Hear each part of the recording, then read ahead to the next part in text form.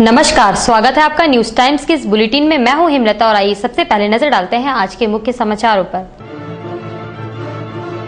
MGM medical college एवं अस्पताल के चिकित्सा शिक्षकों ने डीएसीपी के मुद्दे पर बैठक कर बनाई आगे की रणनीति। कॉमर्शियल कंडीशन लाइसेंस नहीं लेने वाले शहर के बार 1 मई से हो सकते हैं बंद। और 2 महीने से आंदोलनरत राज्य के कॉलेज शिक्षकेतर कर्मी अब 29 अप्रैल को राष्ट्रपति के समक्ष करेंगे धरना प्रदर्शन। अब खबरें विस्तार से। डीएसीपी को लेकर पिछले करीब 1 सप्ताह से विरोध जता रहे एमजीएम मेडिकल कॉलेज एवं अस्पताल के चिकित्सक शिक्षकों ने पहले बैठक कर आगे की रणनीति पर चर्चा की। फिर इन चिकित्सक शिक्षकों ने एमजीएम अस्पताल अधीक्षक डॉक्टर एसएस प्रसाद के साथ बैठक कर अपनी भावना से उन्हें अवगत कराया। अधीक्षक ने कहा कि केंद्र की ओर से वर्षों पूर्व लागू डीएसीपी का लाभ झारखंड के चिकित्सक शिक्षकों को नहीं मिलना दुर्भाग्यपूर्ण है, जबकि यहां के गैर शिक्षक चिकित्सकों को ये लाभ दिया जा रहा है। डीएसीपी से वंचित चिकित्सक शिक्षकों को प्रति माह 10 से 30 हजार रुपए का नुकसान हो रहा है। लोगों को डीएसीपी का प्रोविजन 6th पीसी में दिया, वो अब तक लागू नहीं हुआ है और बिहार में ये पूर्ण रूप से लागू हो चुका है। 3 साल पूर्व लागू हो चुका है। इन जितने सारे हैं सो हमारे चिकित्सक हैं, चिकित्सक शिक्षक जितने हैं उन लोगों को 10,000 से लेकर के 30,000 रुपए तक का हर महीने में है सो फाइनेंशियल लॉस हो रहा है, जिसकी भरपाई है सो करने में अब कोई भी चिकित्सक शिक्षक जो है सो अपना है सो सारा ये धैर्य खो बैठे हैं। अब इस स्थिति में आ गए हैं क्योंकि अब शिक्षा ही छोड़े। अब क्या करें इन लोग के समझ में नहीं आ रहा। वहीं एमजीएम मेडिकल कॉलेज एवं अस्पताल चिकित्सक शिक्षक संघ के अध्यक्ष डॉक्टर सीबीपी सिंह ने अपनी रणनीति का खुलासा करते हुए कहा कि हम लोग शांतिपूर्ण विरोध प्रदर्शन, काला बिल्ला और धरना के द्वारा व्यक्त कर रहे हैं। मुख्य मुद्दा और एक ही मुद्दा है, मेडिकल कॉलेज के डॉक्टरों का, शिक्षक डॉक्टरों का डायनामिक एसीपी सिस्टम लागू करें, जो झारखंड में गैर शैक्षणिक चिकित्सकों को सरकार ने दे दिया है। गैर शैक्षणिक चिकित्सक हमारे मेडिकल कॉलेज के प्रोडक्ट हैं, यहाँ से पढ़ के जाते हैं। जो पढ़ के जाते हैं उनको हम लोगों से ज़्यादा वेतन सरकार दे चुकी है और जो पढ़ाने वाले हैं उनको जो है कम वेतन मिला है। वेतन विसंगति हो जाएगी। कोई चिकित्सक शिक्षक नहीं बनना चाहेंगे। ऐसे भी झारखंड और बिहार में चिकित्सक शिक्षकों की कमी हो रही है, क्योंकि ये चेन वाइज सिस्टम है चिकित्सक शिक्षक का। Promotion, appointment and promotion chain wise है। न अपॉइंटमेंट हो रहा है फ्रेश, न प्रमोशन हो रहा है, जिससे कि चेन सिस्टम भी गड़बड़ हो गया है। शासन के आदेशानुसार जिला प्रशासन द्वारा बार के लिए कॉमर्शियल कंडीशन लाइसेंस मांगे जाने संबंधित फरमान से शहर के होटल मालिकों में हड़कंप सा मच गया है। इस मुद्दे पर शहर के होटल मालिक आज एडीसी गणेश कुमार से मिले। एडीसी ने कहा कि शासन के आदेश से बार मालिकों को 30 अप्रैल तक कॉमर्शियल कंडीशन लाइसेंस जमा करने को कहा गया है। निर्धारित अवधि के भीतर कॉमर्शियल लाइसेंस जमा नहीं करने वालों के विरुद्ध कानूनी कार्रवाई की जाएगी। उनका कहना है क्या कि हम लोग को ट्रेड लाइसेंस संबद्ध जेएनएससी से प्राप्त है। हमको जो है सो बिजली और पानी का जो कमर्शियल रेट जिसको द्वारा लिया जा रहा है, तो पर भी जो है सो व्यावसायिक छूट हमको नहीं मिल रही है। हमको रेसिडेंशियल मानकर हम लोग की अनुज्ञप्ति को नवीकरण नहीं किया जा रहा है, जिसके कारण हमारे रोजगार पर भी असर पड़ रहा है और हमको राजस्व की हानि भी हो रही है। साल भर का पैसा हम लोगों ने दे दिया है और इसमें अगर व्यवधान उपस्थित हो रहा है तो हम लोग को कठिनाई हो रही है। तो मैंने उनको कहा कि इस जो आपका ज्ञापन दिया गया है उस संदर्भ में मैं उपायुक्त महोदय को अवगत करा दूंगा और जिला प्रशासन जैसा निर्णय लेगा उस पर कार्रवाई होगी। वहीं जमशेदपुर होटल एसोसिएशन के रोनाल्ड डिकोस्टा ने कहा कि बार को कॉमर्शियल लाइसेंस के दायरे में लाना गैर संवैधानिक है। शासन को अपने फैसले पर पुनर्विचार करना चाहिए। और ये पहले बार नहीं है ये हम लोग का तीसरे बार आया। मैं डीसी मैडम से मिलना चाहता हूँ और एक पिटिशन लिखना चाहते हैं कि बार लाइसेंस है और यहाँ जितना लोग हैं उनके पास आज भी करीब 10 साल, कोई 7 साल, कोई 5 साल का लाइसेंस लगातार 15 साल लगातार मिल रहा है। अचानक इस साल उनने एडमिनिस्ट्रेशन ने बोले कि एक और कागज़ का ज़रूरत है, बोला कि कमर्शियल, लेकिन कमर्शियल पेपर हम लोग होटल चला रहे हैं, हम लोग टैक्सेस दे रहे हैं और अचानक पूछ रहा है, बोल रहा है कि 30 दिन में बंद करवा देंगे। विभिन्न मांगों को लेकर पिछले करीब 2 महीने से आंदोलनरत जिले के कॉलेज शिक्षकेतर कर्मियों ने आज जमशेदपुर कोऑपरेटिव कॉलेज में बैठक कर आगे के आंदोलन की रणनीति पर विचार विमर्श किया। कॉलेज शिक्षकेतर कर्मचारी संघ के प्रक्षेत्रीय सचिव विशंबर यादव ने कहा कि सरकार के अड़ियल रवैये के चलते हम लोगों को अनिश्चितकालीन हड़ताल पर जाना पड़ा है। उनकी हड़ताल से छात्रों को होने वाली परेशानी के लिए पूर्ण रूप से सरकार जिम्मेवार है।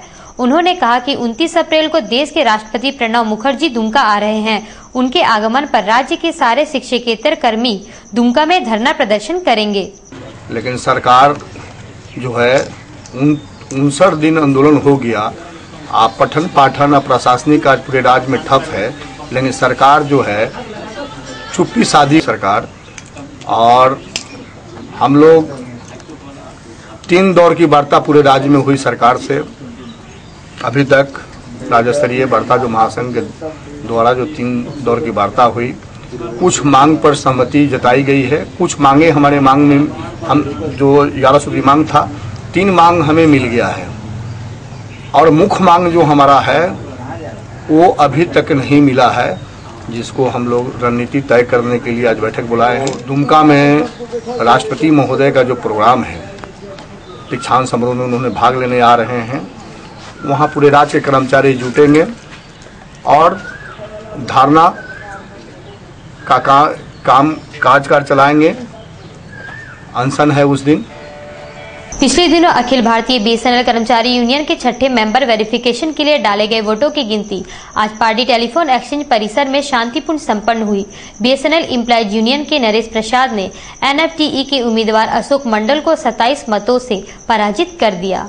नरेश प्रसाद के समर्थकों ने अबीर गुलाल उड़ाकर जीत की खुशियां मनाई। एक समर्थक ने बताया कि नरेश प्रसाद को 291 वोट मिले, जबकि अशोक मंडल के पक्ष में 260 मत पड़े।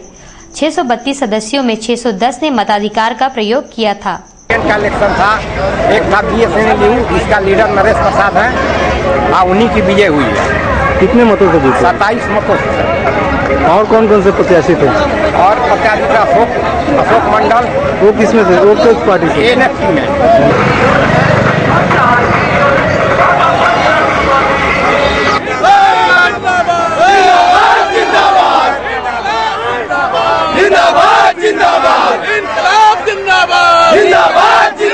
बिहार के मुंगेर जिले में अक्टूबर में होने वाले विश्व योग सम्मेलन को लेकर इन दिनों बिष्टुपुर गुजराती सनातन समाज में निःशुल्क योग शिविर चल रहा है, जिसमें स्वामी आत्मा जी लोगों को योगा का प्रशिक्षण दे रहे हैं। डीपी सिंह के अनुसार विश्व योग सम्मेलन की तैयारी को लेकर इस तरह के योग शिविर देश के विभिन्न शहरों में आयोजित किए जा रहे हैं। निःशुल्क योग शिविर जमशेदपुर में कई स्थान पर आयोजित होंगे। चारों दिशाओं में मुट्ठी जानी चाहिए, 5-5 राउंड दोनों ओर से।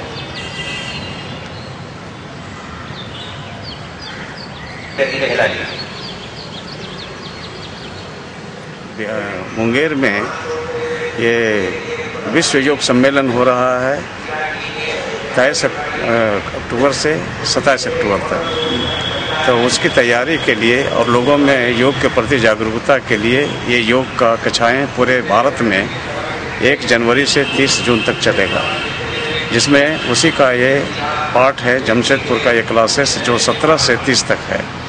ये स्वामी जी बिहार स्कूल ऑफ योगा मुंगेर से आए हैं और एक और स्वामी 23 तारीख को आ रहे हैं, उनका नाम है विज्ञान चैतन्य। शहर की नाट्य संस्था आज का 5 दिवसीय 30वां अखिल भारतीय नाट्य लोक नृत्य गीत संगीत का कार्यक्रम 22 से 26 अप्रैल तक सुनारी और भालूवासा सामुदायिक विकास केंद्र एवं माइकल जॉन प्रेक्षागृह में आयोजित होंगे। ये जानकारी संस्था के महासचिव बीके लाल ने आज पत्रकारों को दी। उन्होंने कार्यक्रम के बारे में विस्तार से जानकारी देते हुए कहा कि इसमें देश के विभिन्न राज्यों के नाट्य कलाकार शिरकत करेंगे। 22 से लेकर 26 तक जमशेदपुर, क्योंकि इसका मुख्य केंद्र जो है वो सोनारी केंद्र है, सोनारी सेंटर में, लेकिन फिर भी जमशेदपुर आए सभी कलाकार को सुविधा प्रदान करने के लिए सोनारी सेंटर के अलावा माइकल जॉन ऑडिटोरियम और भालूवासा कम्युनिटी सेंटर में भी हम लोग डिवाइड कर दिए, ताकि आए हुए कलाकारों को कोई किसी ये कलाकार कहाँ से आ रहे हैं? ये बिहार, बंगाल, उड़ीसा, छत्तीसगढ़, मध्य प्रदेश, मणिपुरी, असम, पंजाब, बंगाल। हम लोग कोशिश कर रहे हैं कि उत्तराखंड से भी टीम आए, लेकिन रिजर्वेशन कंफर्म नहीं होने से राजस्थान, उत्तराखंड और गुजरात, ये तीनों अभी कंफर्म नहीं किया मेरे को। बोला कि जैसा भी कंफर्म होता जब भी होगा वहाँ जाएंगे। राष्ट्रीय अग्निशमन सेवा सप्ताह के तहत झारखंड सरकार, टाटा स्टील और टाटा मोटर्स के दमकल कर्मियों ने लोगों को आग की घटना के प्रति जागरूक करने के लिए आज बिष्टुपुर गोलचक्कर में मॉक ड्रिल का प्रदर्शन किया। करीब आधे घंटे तक चले मॉक ड्रिल के चलते बिष्टुपुर की यातायात व्यवस्था थम सा गया था। टाटा स्टील फायर ब्रिगेड के चीफ ए पिल्लई ने बताया कि पिछले दिनों बर्मा माइंस में आगजनी की हुई घटना को देखते हुए आज का मॉक ड्रिल किया जा रहा है, ताकि लोगों में आग की घटना के प्रति जागरूकता आए।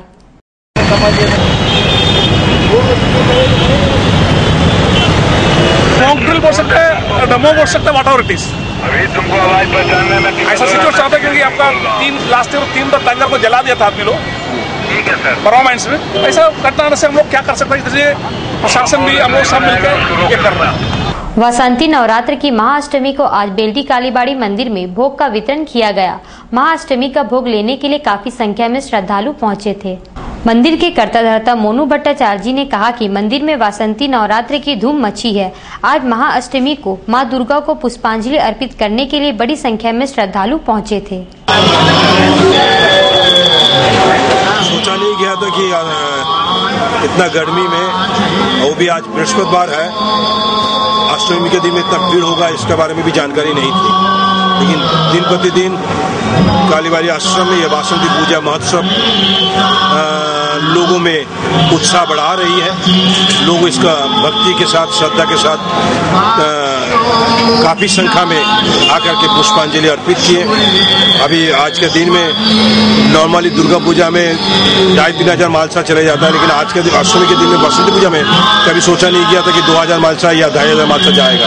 रामनवमी पर्व को लेकर शहर में महावीरी झंडे की तैयारी से लेकर बिक्री तक जोरों पर चल रही है। रामनवमी झंडा विसर्जन जुलूस में उपयोग में लाए जाने वाले झंडे की कीमत 10,000 रुपए है। शंकर झंडा वाला ने बताया कि वे 1968 से इस कारोबार से जुड़े हैं। उनके यहाँ 4 कारीगर महावीरी झंडा तैयार कर रहे हैं। प्रति वर्ष वे 100 बड़े और 3 से 4 हजार छोटे झंडे तैयार करते हैं। वही रामनवमी पर्व को लेकर जमशेदपुर के मार्केट महावीरी झंडे से पट गए हैं। बहुत तो बड़ा झंडा प्रोसेशन का निकलने वाला रहता है, जो छोटा झंडा 2-3 हजार रहता है। क्या कॉस्ट पड़ता है कम से कम? और 13 रुपए से लेकर 10,000 रुपए तक का। जमशेदपुर अभिभावक संघ ने डीसी को ज्ञापन सौंपकर एग्रीको तारापुर स्कूल में बीपीएल बच्चों के नामांकन में हो रही धांधली की जांच करने एवं डीएवी पटेल नगर के अभिभावकों पर लादे मुकदमे को वापस लेने की मांग की है। जमशेदपुर अभिभावक संघ के अध्यक्ष डॉक्टर उमेश कुमार ने कहा कि एग्रीको स्थित तारापुर स्कूल में बीपीएल बच्चों के नामांकन में अनियमितता बरती जा रही है। फीस वृद्धि को लेकर विरोध प्रदर्शन करने वाले डीएवी पटेल नगर के अभिभावकों पर झूठे मुकदमे लाद दिए गए हैं। जिला प्रशासन को इन सारे मामलों की जांच करनी चाहिए। तारापुर एग्रीको स्कूल में 11 बीपीएल पेरेंट्स सीताराम डेरा के गए थे एडमिशन के लिए आरक्षित सीट पर पिछले 2 दिन पहले। वहाँ के जो प्रबंधन समिति के हेड हैं मिस्टर बेली बोधनवाला जी, वो सीताराम डेरा में कुछ दिन पहले गए थे और ये मुख्य अतिथि के तौर पर यह भाषण दिया था कि गरीब बच्चों को पढ़ने का अधिकार मिलना चाहिए। लेकिन वहीं के जब बच्चे उनके स्कूल में जाते हैं तो सीधे से नकार दिया जाता है कि हम एडमिशन नहीं लेंगे। एक कैसे समाज सेवक हैं, समाज सेवक का तगमा लेके घूमते हैं, लेकिन क्या समाज सेवा करते हैं? फेंक देना चाहिए ऐसे समाज सेवक का तगमा को और सीधे सीधे कहना चाहिए कि मैं बनिया हूँ, मैं बिजनेस करने के लिए बैठा हूँ, गरीबों का देखभाल करने के लिए नहीं बैठा हूँ। और दूसरा जो मुद्दा है कि डीएवी पटेल नगर में अभिभावकों द्वारा एनुअल फी विधि के अगेंस्ट में जो बात रखी गई थी स्कूल प्रबंधन के सामने, और स्कूल प्रबंधन ने जिस तरह से दुदुराते हुए गेट से बाहर कर दिया अभिभावकों को, आप वहां देख सकते हैं कि स्कूल का गेट जस्ट रोड के किनारे है। अभिभावक विरोध के रूप में जब वहाँ खड़े होकर गर्मी में चिलचिलाती धूप में कुछ लोग रोड में बैठ गए तो ये कहा गया कि अभिभावकों ने गेट जाम किया और अभिभावकों के ऊपर केस डाल दिया गया सरकारी काम में बाधा डालने का। अभिभावक कहाँ जाए? प्रशासन से हम बेहतर की उम्मीद करते हैं, लेकिन क्या प्रशासन से हमें न्याय मिल रहा है? हम अभिभावकों पर केस कर दिया गया, अब अभिभावक परेशान होगा केस में। अब शहर के लोगों को न्यूरो सर्जरी के लिए कोलकाता, मुंबई या फिर अन्य शहरों में जाना नहीं पड़ेगा। तामुलिया स्थित ब्रह्मानंद नारायण हृदयालय अस्पताल में एडवांस न्यूरो सर्जरी की सारी सुविधाएं उपलब्ध करा दी गई है। ये जानकारी प्रसिद्ध neuro surgeon doctor N Parvez ने आज पत्रकारों को दी। उन्होंने अस्पताल में न्यूरो सर्जरी के लिए उपलब्ध अत्याधुनिक संसाधनों के बारे में जानकारी देते हुए कहा कि अब झारखंड और बिहार के रोगियों को न्यूरो सर्जरी के लिए बाहर नहीं जाना होगा। इस मौके पर डॉक्टर विनीत सैनी और डॉक्टर परवेज आलम भी मौजूद थे। हम लोगों ने एक advanced neuro care facility launch किया है जमशेदपुर में, ब्रह्मानंद नारायण हृदयालय जमशेदपुर में। और हमारा मानना अब ये है कि अब कम से कम लोगों को न्यूरो केयर के लिए जमशेदपुर से बाहर जाने की ज़रूरत पड़ेगी। और हमारा विश्वास है कि हम न्यूरो केयर को एक नई ऊंचाई तक ले जाएंगे झारखंड और जमशेदपुर में। विष्णुपुर स्थित आंध्र भक्त राम मंदिर कमेटी का चुनाव आगामी 21 अप्रैल को होगा। वर्तमान कमेटी की ओर से महासचिव पद के उम्मीदवार के पंडप्पा राव ने लोगों से सही उम्मीदवार चुनने की अपील की है। उन्होंने आज अपने कार्यकलापों का ब्यौरा देते हुए एजेंडे का खुलासा किया। उन्होंने पत्रकारों के साथ बातचीत में कहा कि सदस्यों को सही उम्मीदवारों का चयन करना चाहिए। मानगो क्षेत्र के रामनवमी अखाड़ों ने जिले प्रशासन द्वारा रामनवमी झंडा जुलूस में प्रत्येक अखाड़े में 5 लोगों के शामिल होने संबंधित फरमान जारी किए जाने का विरोध किया है।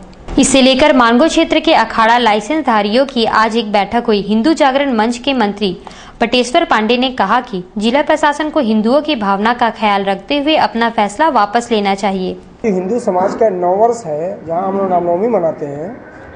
ये रामनवमी में 5 लोगों का जुलूस, झंडा के साथ लोग 5 रहेंगे, 16 की संख्या में रहेंगे जो लाठी रहेंगे, और जो भी समूह रहेगा वो ट्रक पे रहेगा।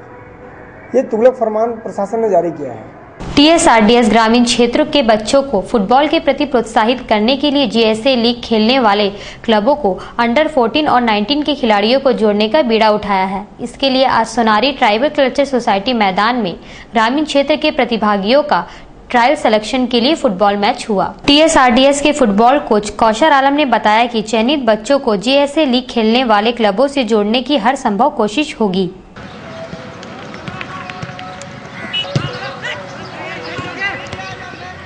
अंडर 14 बॉयज़ का सिलेक्शन हम लोगों ने किया टाटा ग्रुप फुटबॉल टूर्नामेंट से। जो 40 बच्चे को हम लोग ने TCC में रखकर फुटबॉल ट्रेनिंग दे रहे हैं। इन बच्चों में बहुत टैलेंट है, ग्रामीण क्षेत्र के बच्चे हैं, इसमें बहुत टैलेंट है। तो पहली बार हम लोगों ने ग्रामीण क्षेत्र के बच्चों को सिलेक्ट करके जमशेदपुर लेके आए हैं। और यहाँ पर जो GSA लीग में जो क्लब है, रेलवे और मोनी स्पोर्टिंग और अरुणा समिति, ये सब क्लब को कोच मैनेजर को हम लोग ने बुलाया इधर, और उन लोग अभी इस बच्चों को सिलेक्ट कर रहे हैं और सिलेक्ट करके फिर ये लोग बच्चे GSA लीग के लिए खेलेंगे।